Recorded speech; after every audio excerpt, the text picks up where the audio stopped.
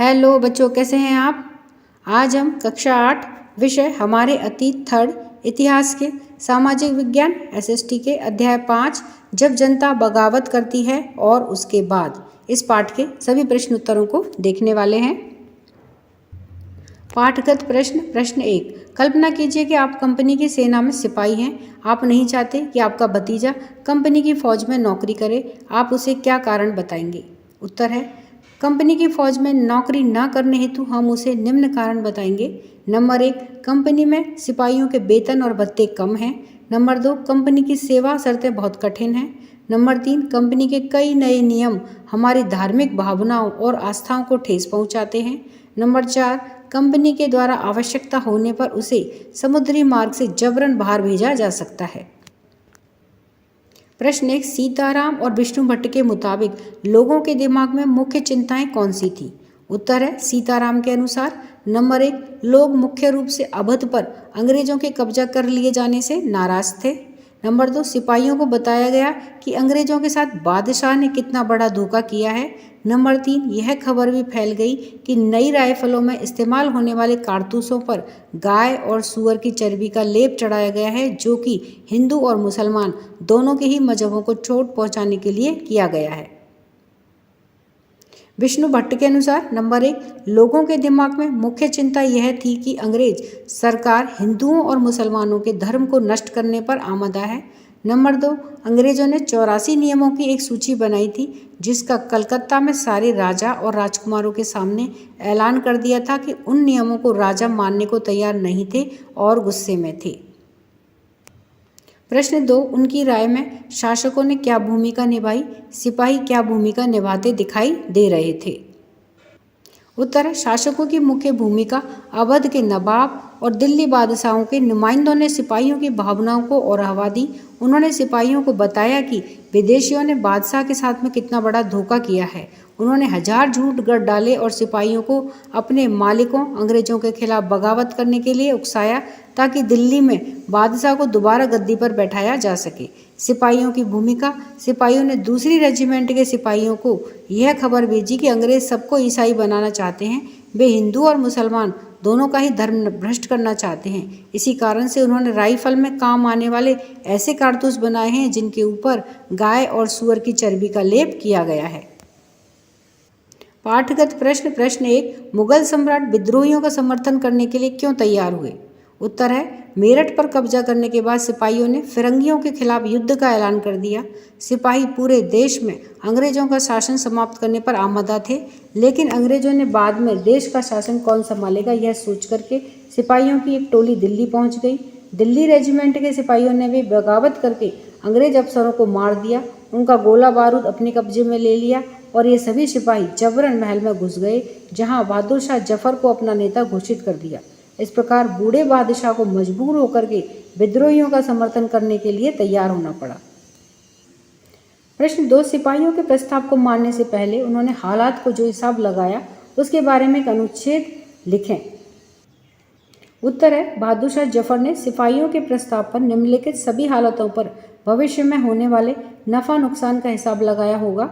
Number 1, Bahadur Shah Zafar का पता था कि वो वृद्ध होने के कारण विद्रोहियों के नेतृत्व देने में असमर्थ था तथा अंग्रेजों की ताकत से अच्छी तरह से वाकिफ था। विद्रोह के असफल होने की स्थिति में अंग्रेजों के द्वारा दिए जाने वाले दंड का भी हिसाब लगाया होगा। नंबर 2, वहीं दूसरी ओर सिपाहियों के अंग्रेजों के विरुद्ध विद्रोह करने से तथा उसे अपना नेता मानने से उसे लगा होगा कि यदि उन्हें एक सही नेतृत्व मिल जाए तो वे अंग्रेजों को देश से बाहर निकाल सकते हैं। नंबर 3, उसने यह भी हिसाब लगाया होगा कि ये रियासतें जिनकी सत्ता अंग्रेजों के द्वारा छीन ली गई थी, वे भी विद्रोहियों का साथ देंगी। पाठगत प्रश्न 1, उन स्थानों की सूची बनाएं जहां 1857 के मई, जून और जुलाई महीनों में विद्रोह हुए। उत्तर है, वे स्थान निम्न हैं। मई 1857 में मेरठ, दिल्ली और नसीराबाद। जून 1857 में लखनऊ, झांसी, कानपुर और नीमच और जुलाई 1857 में दानापुर में। पाठ्य पुस्तक के प्रश्न फिर से याद करें। प्रश्न 1, झांसी की रानी लक्ष्मीबाई की अंग्रेजों से ऐसी क्या मांग थी जिसे अंग्रेजों ने ठुकरा दिया। उत्तर है झांसी की रानी लक्ष्मीबाई की मांग थी कि अंग्रेज यानी कि कंपनी उनके पति की मृत्यु के बाद उनके गोद लिए हुए बेटे को राजा मान ले, परंतु अपनी श्रेष्ठता और सैनिक ताकत के नशे में चूर अंग्रेजों यानी कि कंपनी ने झांसी की रानी लक्ष्मीबाई के इस निवेदन को ठुकरा दिया। प्रश्न 2, ईसाई धर्म अपनाने वालों के हितों की रक्षा के लिए अंग्रेजों ने क्या किया? उत्तर है 1850 में एक नया कानून बनाया गया। इस कानून से ईसाई धर्म अपनाना आसान हो गया। इस कानून में प्रावधान किया गया था कि अगर कोई भारतीय व्यक्ति ईसाई धर्म अपनाता है तो भी पुरखों की संपत्ति पर उसका अधिकार पहले जैसा ही रहेगा।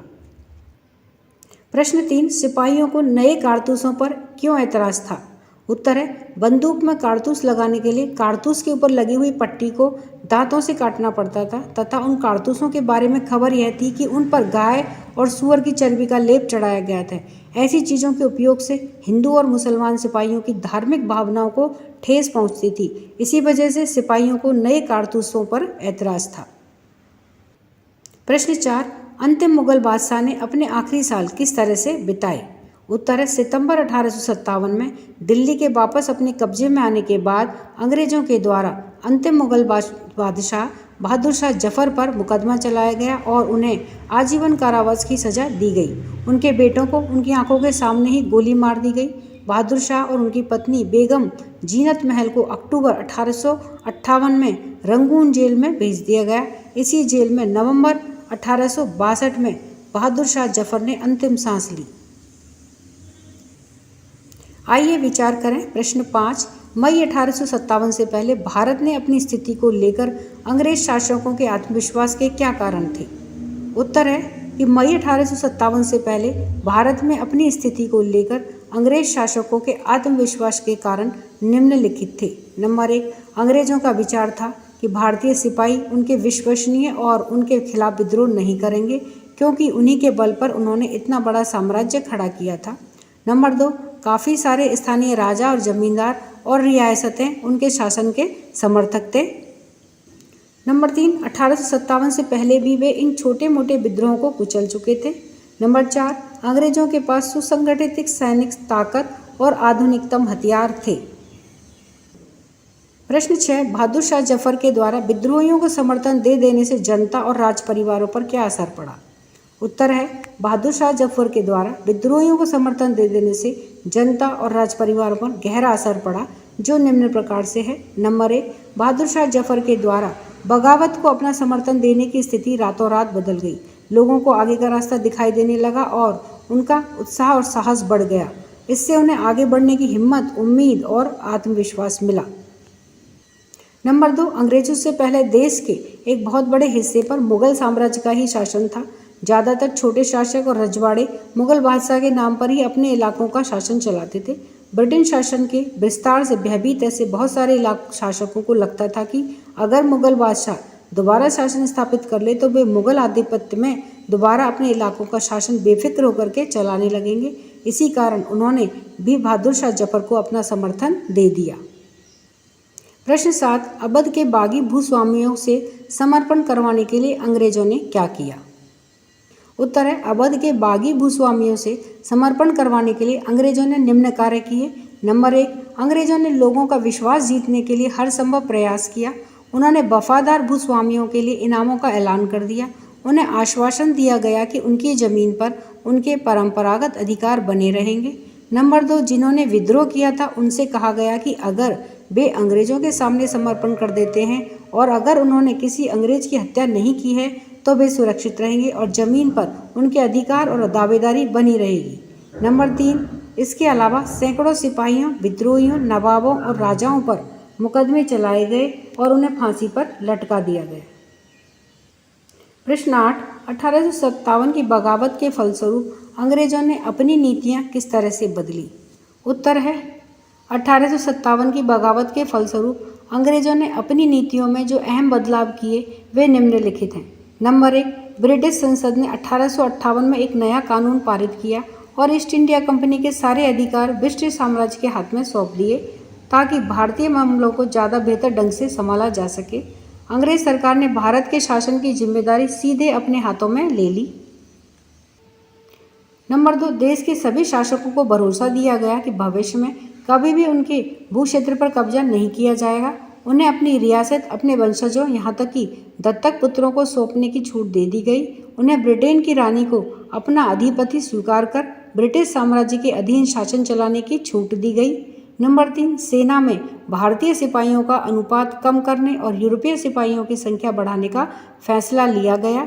यह भी तय किया गया कि अवध, बिहार, मध्य भारत और दक्षिण भारत से सिपाहियों को भर्ती करने की बजाय अब गोरखा, सिखों और पठानों में से ज़्यादा सिपाही भर्ती किए जाएंगे। नंबर 4, मुसलमानों की जमीन और संपत्ति बड़े पैमाने पर जब्त की गई। उन्हें संदेह व शत्रुता के भाव से देखा जाने लगा। अंग्रेजों को लगता था कि यह विद्रोह उन्होंने ही खड़ा किया था। नंबर 5, अंग्रेजों ने फैसला किया कि वे भारत के लोगों के धर्म और सामाजिक रीति रिवाजों का सम्मान करेंगे। नंबर 6, भूस्वामियों और जमींदारों की रक्षा करने तथा जमीन पर उनके अधिकारों को स्थायित्व देने के लिए नीतियां बनाई गईं। आइए करके देखें। प्रश्न 9, पता लगाएं कि सन 57 की लड़ाई के बारे में आपके इलाके या आपके परिवार के लोगों को किस तरह की कहानियां और गीत याद हैं। इस महान विद्रोह से संबंधित कौन सी यादें अभी लोगों को उत्तेजित करती हैं। उत्तर है मंगल पांडे की कहानी। 29 मार्च 1857 ईस्वी को मंगल पांडे नाम के एक सैनिक ने बैरकपुर छावनी में अपने अफसरों के विरुद्ध विद्रोह कर दिया, लेकिन ब्रिटिश सैन्य अधिकारियों ने इस सैनिक विद्रोह को सरलता से नियंत्रित कर लिया और साथ ही उसकी बटालियन 34 NI को भंग कर दिया। मंगल पांडे ने अपने अधिकारी हियरसे को गोली मारी, जबकि अफसर बाग की हत्या कर दी गई। मंगल पांडे को 8 अप्रैल को फांसी दे दी गई। 1857 के इस महान विद्रोह से संबंधित मंगल पांडे को फांसी देना तथा लक्ष्मीबाई की हत्या हमें बहुत ही ज़्यादा उत्तेजित करती है। प्रश्न 10, झांसी की रानी लक्ष्मीबाई के बारे में और पता लगाएं। आप उन्हें अपने समय की एक विलक्षण महिला क्यों मानते हैं। उत्तर है झांसी की रानी लक्ष्मीबाई। रानी लक्ष्मीबाई का जन्म 19 नवंबर 1828 को बनारस में हुआ था। उनका जन्म का नाम मणिकर्णिका था और प्यार से उन्हें मनु कहा जाता था। उनके पिता मरोपंत तांवे बिठूर जिले के पेशवा बाजीराव द्वितीय के लिए काम करते थे। रानी लक्ष्मीबाई की शिक्षा घर पर ही हुई थी और वे पढ़ लिख सकती थी। उन्हें निशानेबाजी, घुड़सवारी, तलवारबाजी और मल्लखंभ का प्रशिक्षण भी मिला था। शादी के बाद उनका नाम लक्ष्मीबाई पड़ा। झांसी की रानी लक्ष्मीबाई को विलक्षण महिला मानने के पीछे कुछ खास बातें। 1857 की राज्य क्रांति में अंग्रेजों के खिलाफ युद्ध किया था। सिर्फ 29 साल की उम्र में अंग्रेजों से युद्ध करते हुए वीरगति को प्राप्त किया था। देश की आज़ादी के लिए लड़ने वाली एक महान योद्धा और नारी शक्ति की मिसाल माना जाता है। प्रश्न, कल्पना कीजिए कि आप विद्रोह के दौरान अवध में तैनात ब्रिटिश अधिकारी हैं। विद्रोहियों से लड़ाई की अपनी योजनाओं को गुप्त रखने के लिए आप क्या करेंगे। उत्तर है यदि हम विद्रोह के दौरान अवध में तैनात ब्रिटिश अधिकारी हैं तब विद्रोहियों से लड़ाई की अपनी योजनाओं को गुप्त रखने के लिए हम निम्न कार्य करेंगे। नंबर 1, अपनी योजनाओं को केवल विश्वस्त यूरोपीय अधिकारियों से ही कोड वर्ड का इस्तेमाल करके साझा करेंगे। नंबर 2, हम कुछ गुप्तचर भी रखेंगे जो हमें हमारी सेना में फैले हुए विरोधियों के बारे में हमें सूचना देंगे। नंबर 3, भारतीय सिपाहियों को योजना की जानकारी नहीं होने देंगे। नंबर 4, विद्रोही नेताओं को गिरफ्तार करके जेल भेजेंगे तथा योजना की क्रियान्विति पर नजर रखेंगे।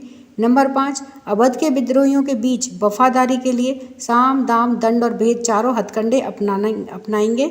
नंबर 6, उस इलाके की भारतीय पोशाक पहनेंगे। नंबर 7, मुसलमान सैनिकों से पवित्र कुरान की शपथ लेना और हिंदू सैनिकों से पवित्र भगवद गीता पर हाथ रखवाना। तो इस तरह से हमने इस पाठ के सभी प्रश्न उत्तरों को जाना। वीडियो पसंद आने पर वीडियो को लाइक करें, शेयर करें। चैनल पर नए हैं तो सब्सक्राइब करना ना भूलें। मिलते हैं नए वीडियो में। इसी के साथ धन्यवाद।